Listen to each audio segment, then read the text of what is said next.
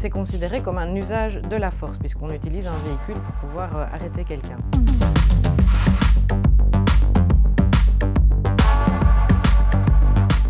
Pour pouvoir faire usage de la force, le policier doit avoir 3 critères en tête qui sont définis par l'article 37 de la loi sur la fonction de police. D'abord, il faut qu'il y ait un but légitime qui soit poursuivi, donc par exemple l'arrestation de quelqu'un qui aurait commis une infraction. Qu'ensuite, il n'y ait que ce moyen-là pour arriver à ce but, donc c'est ce qu'on appelle la subsidiarité. Donc s'il y a une autre possibilité d'arriver au même but, on ne peut pas utiliser le moyen de contrainte. Ici, on parle d'une course-poursuite.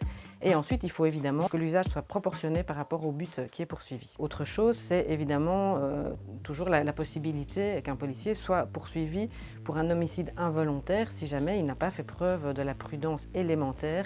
Les policiers, comme tout autre citoyen, sont évidemment soumis à des règles qui sont les règles de vie en société. À partir du moment où vous lancez un engin qui peut être un engin de mort à une vitesse qui est importante, c'est évidemment nécessaire de former correctement les agents. C'est une des obligations qui découle du fameux article 2 de la Convention européenne des droits humains, à savoir le droit à la vie.